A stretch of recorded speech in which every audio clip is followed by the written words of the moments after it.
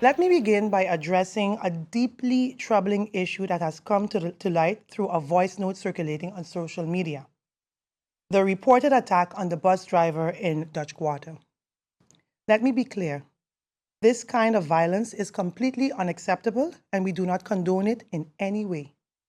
Our bus drivers play a vital role in our community. They transport our children, our workers, and our seniors. They help keep the island moving. No one steps out to earn an honest living, or anyone that steps out to earn an honest living should have to fear for their safety.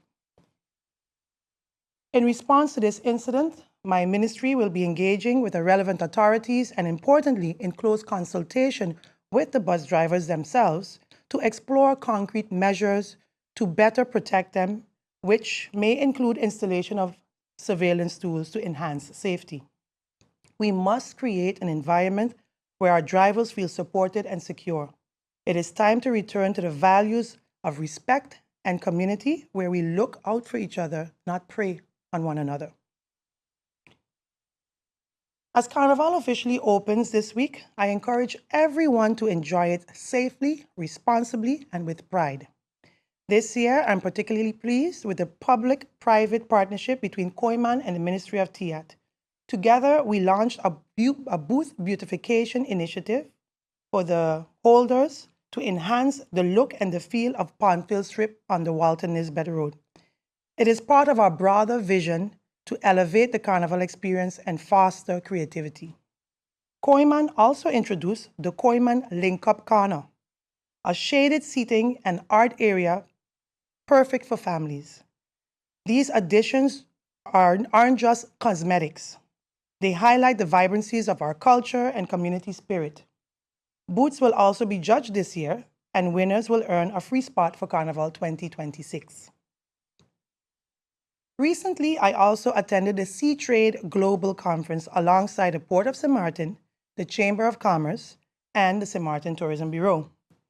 Cruise executives from Carnival, MSC, Norwegian, and Royal Caribbean shared that while global tariffs pose some concern, they do not foresee any major impacts this season or next. St. Martin remains a top cruise destination, and still, we must remain proactive, which is why we've updated our marketing strategy to stay competitive and resilient. Speaking of tariffs, my ministry is actively working to diversify our import sources, considering today's global shifts. I've advocated for a regional transshipment hub since the beginning of my term, and visited the port's facilities early on to push for improved maintenance and efficiency. We're currently strengthening trade partnerships with St. Kitts, Panama, Barbados, and soon the Dominican Republic. This critical new international trade policy, especially from the US, could affect food supply and pricing. We must be prepared, not just with a contingency plan, but with real action. This brings me to an exciting initiative that is soon to be launched, the Agriculture, Livestock, and Fishery Agency, ALF. This permanent body will promote backyard and community farming, support local farmers, and build a sustainable food system. It aligns with the broader regional goals of the Dutch Caribbean Agriculture Association and echoes the message of leaders like Prime Minister Mia Mottley, who stated, "We must change our mindset, buy local, eat local, and support our region." To reinforce this, we are forming a national task force in collaboration with the Ministry of Finance and General Affairs to monitor global events and to keep the public informed. This task will track international policy changes, strengthen communication across the kingdom, enhance regional cooperation, build sector-wide resilience, and help educate the public on how global shifts may affect us here at home. We're also reviewing the basket of goods and cracking down on any unfair price hikes. A new price comparison initiative is in the works to help consumers make better informed shopping choices. Lastly, regarding the Marketplace project, recent design additions required a soil test, which revealed challenges that would require significant investments. As a result, adjustments are being made and based on the stakeholders' feedback. Once finalized, construction will finally move forward. In closing, I would like to thank you for your patience and support. These may be some challenging times, but together we will build a safer, stronger, and more sustainable St. Martin.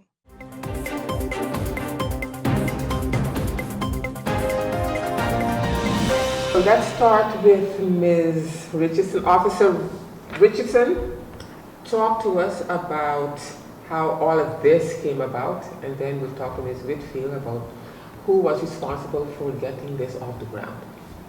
Okay, hi Valerie, thanks for having me here. Okay, let's start by in 2017 is when I really started doing my research on domestic violence in the department where I am. Mm-hmm. It kind of catch me right away because I'm raising in a home where the domestic violence was like very alarming to me at that moment. Mm-hmm. In my household, it's like something normal. So it's like wow, this I really needed to put my passion into. So it hit home. It hit home. It did. For my surprise, it did hit home. So moving on from that, I took it up and we started doing some workshops. And then Ms. Sandra Whitfield came on board from the prosecutor's office. She came with a whole plan for St. Martin, and it worked out. And we started working together with other partners from different departments.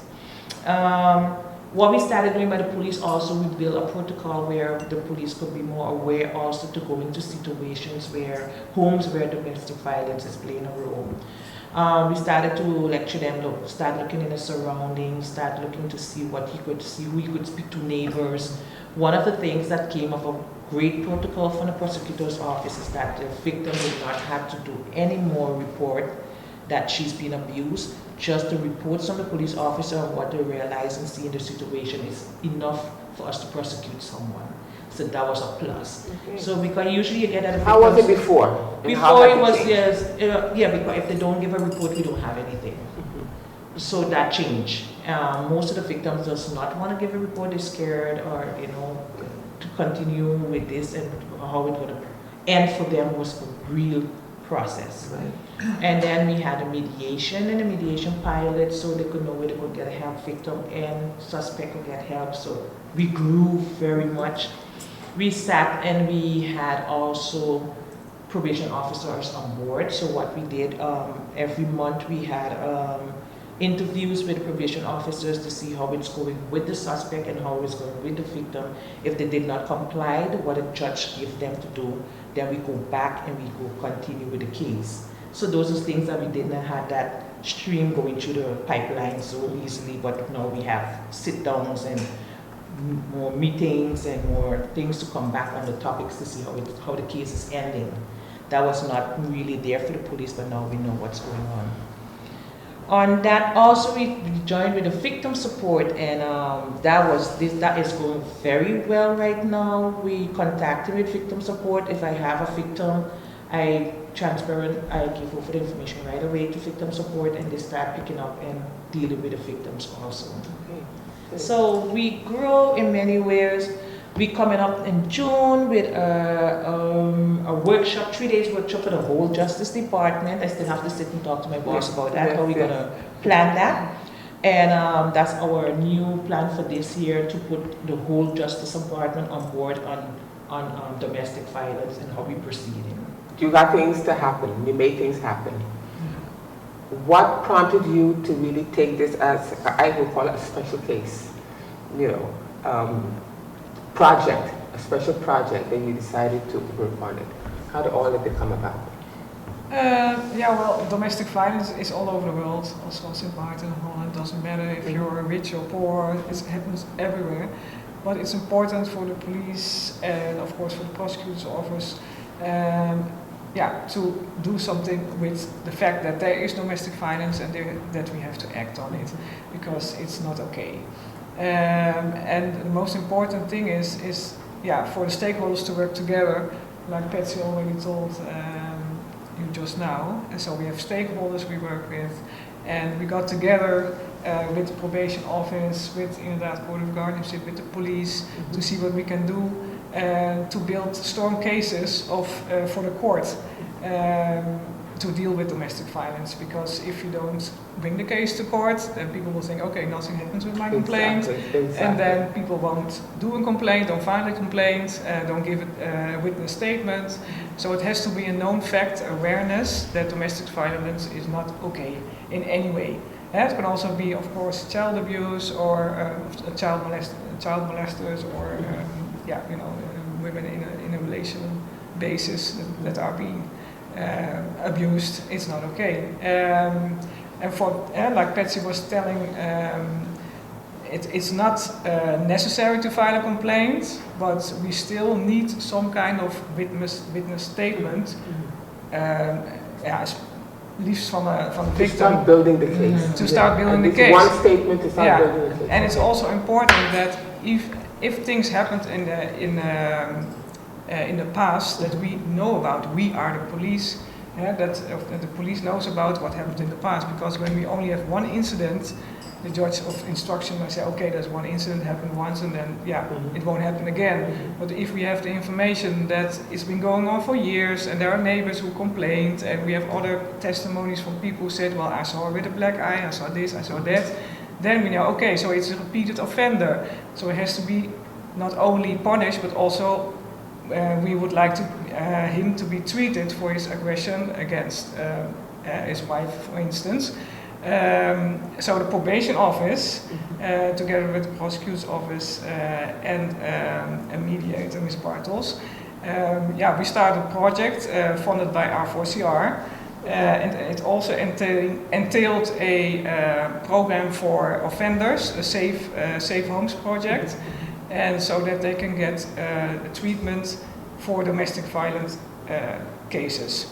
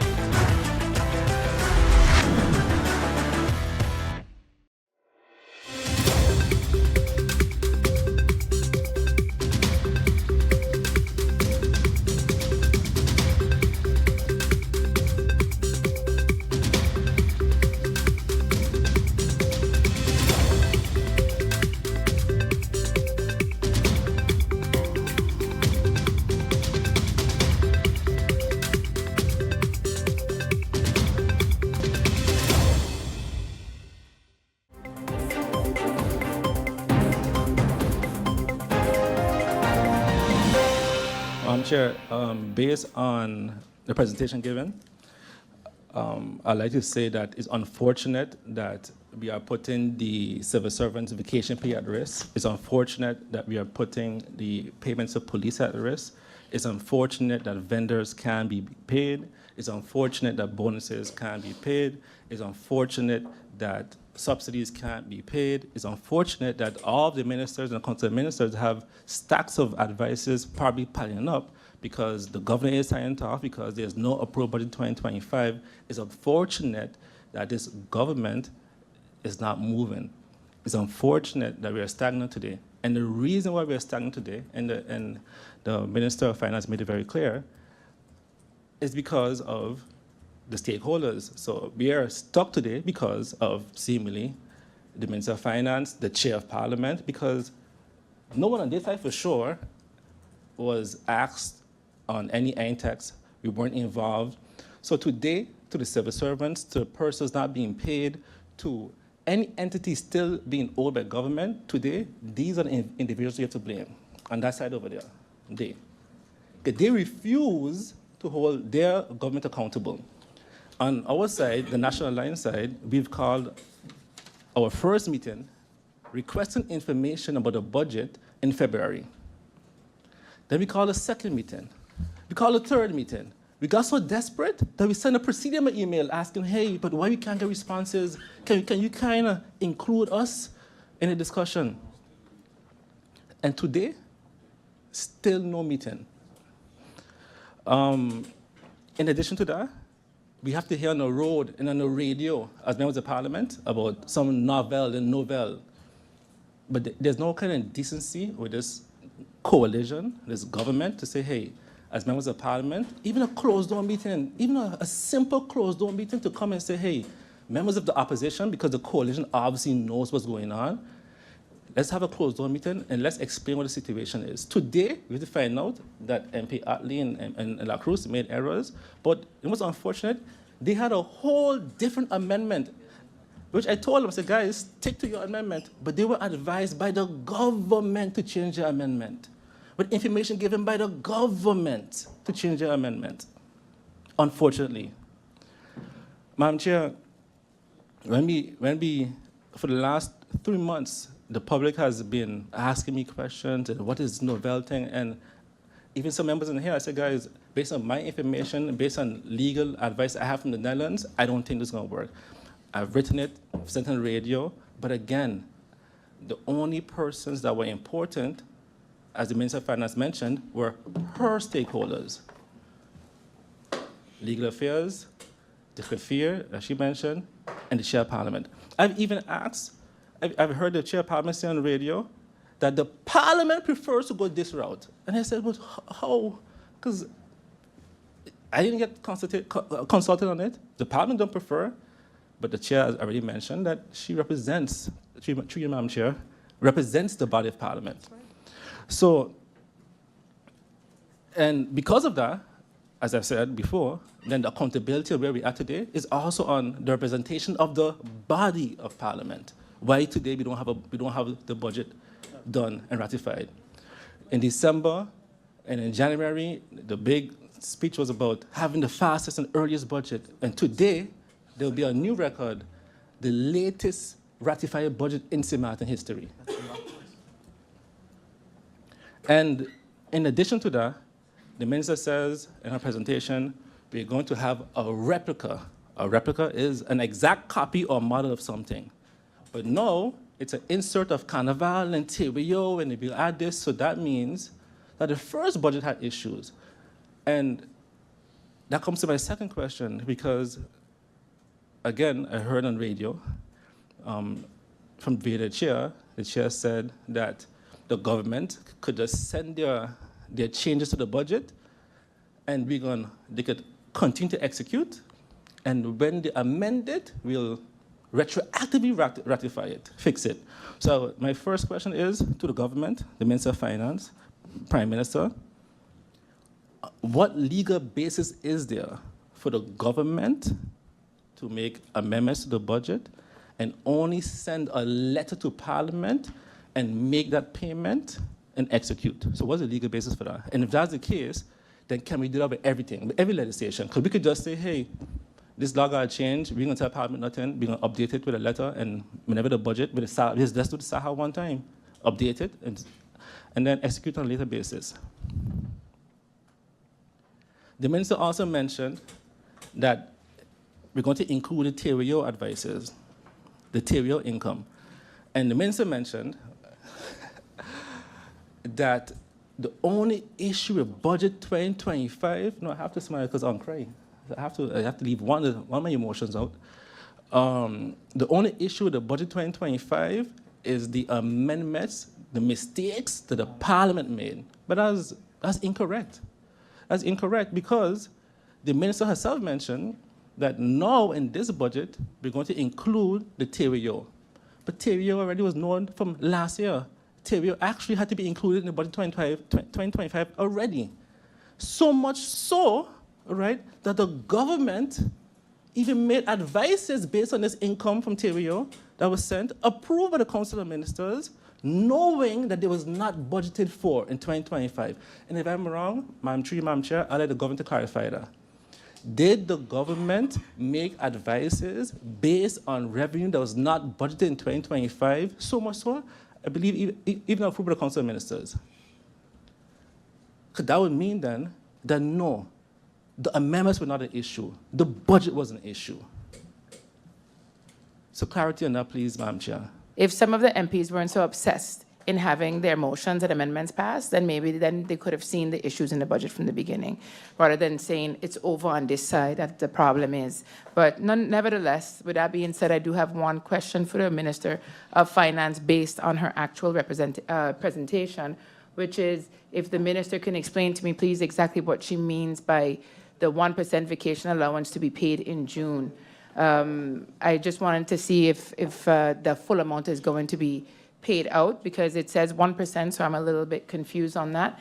Also, on the same slide from the minister, the minister refers to fast track implementation. I just need a time. I know other MPs have asked that before, but how fast or how soon can we expect this to come back to Parliament so that we can resolve this issue once and for all of a unanimously approved budget by the same members of Parliament that are trying to throw the blame over on this side? Thank you, Madam Chair. Madam Chair, a couple months ago, January to be exact, during my motivation for voting for the budget, I referenced the fact that the minister made a very compelling speech towards the end of all the things that would not be able to be paid if this budget wasn't passed, being the teachers, being the justice workers, etc.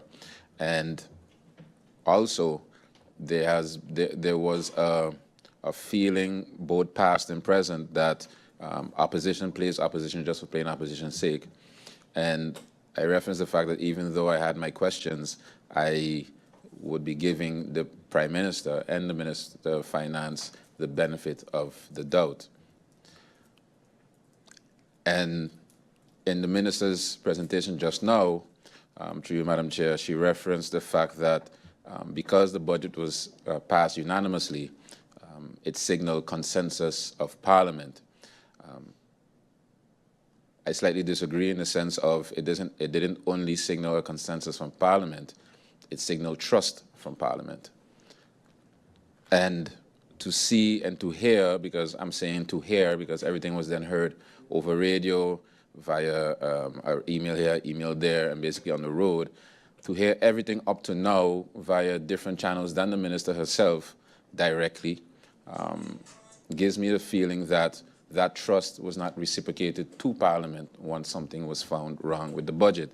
Because when I listened to and watched the presentation, it was very detailed, and the one conclusion you would get out of it was the fact that there was a lot of you, but the government will solve the issue.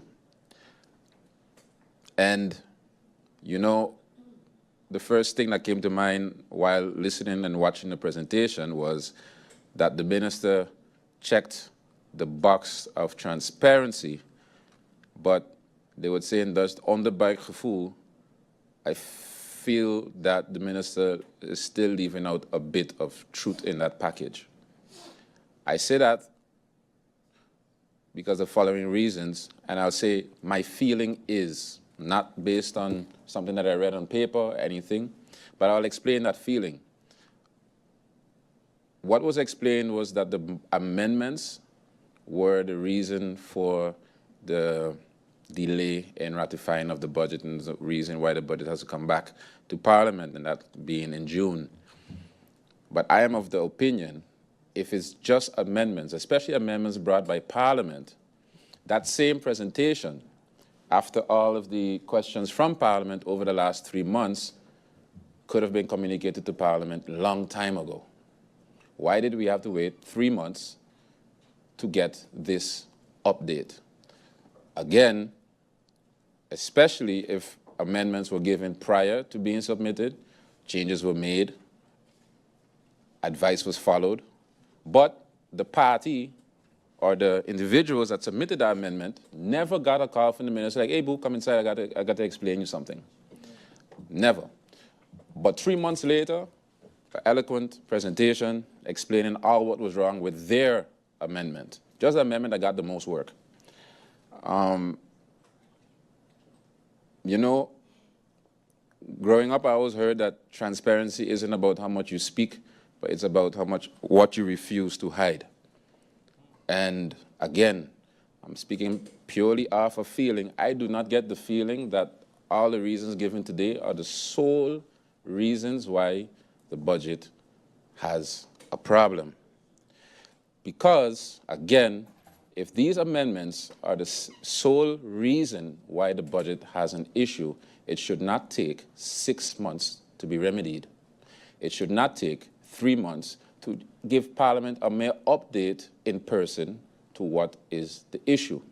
Because again, in January, prior to voting for the budget, Madam Chair, all reasons on the why and ramifications of the budget not being passed at the time, things of the teachers not being able to get paid, justice workers not being able to get paid, the amendment from May that was supposed to come in May not being able to come in on time, all these reasons were used.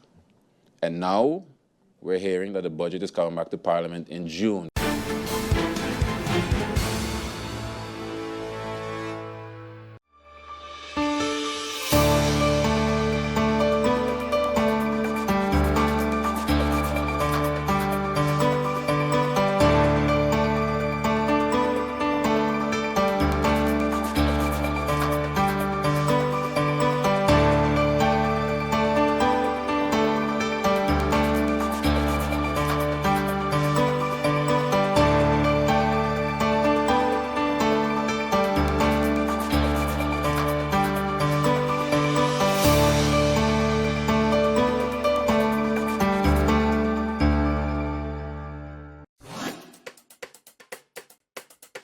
It's time for a new brand that is as bold, vibrant, and colorful as the island of St. Martin, with colors drawn from our diversity, cultural heritage, and nature. Our breathtaking beaches, waters, and sun, the majestic brown pelican, our national symbol, the radiant yellow sage, our national flower, the historic border monument signifying the Dutch and French sides, our exciting cruise, yachting, and boating ports, renowned Maho Beach and St. Martin Airport, the hub to the Caribbean. All these parts come together to create the shape of the island of St. Martin. More than a logo. It's a new brand that engages, excites, and will inspire travelers to book. It's time to tell the St. Martin story, to reintroduce travelers to St. Martin, to honor our past, to embrace our present, and shape our future. Our culture and diversity, Dutch and French sides, unrivaled cuisine, twice the nightlife, entertainment, and shopping, cruises, boating, and yachting. Twice the adventure, exploration, and relaxation. Splendid and scenic accommodations. Pinel, Tentamar, and island hopping in the Caribbean. Whatever your taste, St. Martin has more. Experience twice the Caribbean. St. Martin.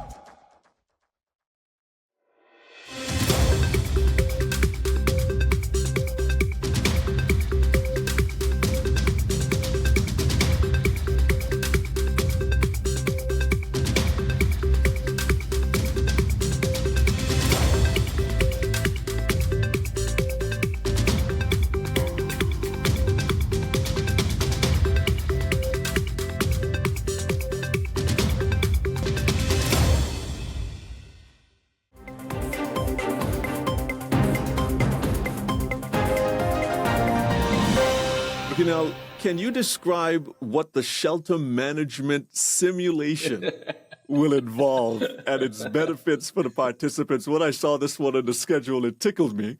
Because I know this is something that we are constantly paying attention to as an organization and making sure we're prepared for the hurricane season. So what can people expect in this simulation this year? They can expect to have a real world experience when it comes to hurricanes, right? But nothing too dramatic, because I don't want anyone to faint. I don't want anyone to, develop some sort of uneasy reactions. But it's really to give persons a feeling of what it's like, what they can expect when they enter into a shelter. Cedric, again, I have to go back to the 2017 Atlantic hurricane season. It seems as though everyone had an opinion about what a shelter is, what a shelter should do, and usually those opinions were very far from the reality. It was very far from the intended purpose and definition of a shelter. The basic purpose of a shelter is just what the name implies. You are sheltering for X amount of period of time. You are required to bring your own, for example, toiletries, medicine, basic items that will allow you, right, to spend a couple of days in the shelter without being an inconvenience to anybody. So if you know that you need special foods or snacks or whatever have you, bring them, right? Of course, the shelter will always have cots, toilet paper, and so forth. Most shelters, if not all, are equipped with a kitchen or a place where you can take a shower and so forth and so on. So the basic necessities are there. But at the same time, those who are coming to the shelter are also required to abide by the shelter rules, of course, right? So no smoking, no contraband, no loud music. There's a whole list of items that we expect persons to abide by while they're in the shelter. Now, it's very easy to come to an information session, sit down and take notes. Maybe you might be on your phone, not a problem. But we wanted to create an experience so that by the time you're finished, you can say, boy, I have a better idea what it's like to be part of a shelter as a shelteree or to be part of a shelter management team. Because oftentimes, I believe that most persons aren't familiar with the roles and responsibilities of the shelter management team. So when they do something that might be, unknown or unfamiliar to someone else, it might be, the reaction might be critical, so to say, all right? So we believe that by sharing this information before, let's say, I can't even say the peak of the hurricane season anymore, because Hurricane Beryl last year taught us that hurricanes can happen very easily before the hurricane season. And this is another reason why we decided to have these sessions. As a matter of fact, when we look at some of the trajectories, when we look at some of the forecasts and everything, a lot of them are saying that some of the major ones will happen before the traditional peak hurricane season. Exactly. Okay? So even more reason why we wanted to ensure that, persons have this information, that they are reminded. And don't get me wrong, I think government has been doing a good job to produce information, PSAs and so forth. I have seen other companies in the private sector try to do their part. So this is something for all hands on deck, to cover as much ground as possible to reduce the likelihood of persons saying, I don't know, I didn't hear that. We try to, bring forward the information. So we wanted to have something more hands-on, more practical. And so that's the reason why we have the simulation. So they will be getting a taste of what it's like to be part of a hurricane shelter from beginning to the very end, right? So what do I mean? They will have that experience of lining up, registration, medical assessment, security check, designated seating areas, letting you know of the shelter rules. And Cedric, I don't want to go too much in detail, but there will be some special circumstances occurring in the shelter. And of course, our shelter management team will show how we have to respond and manage certain fluid and dynamic situations in the shelter. That's all I'm going to say right now. The one more, they have to show up on the day of the event. Properly staged, my friend, properly staged.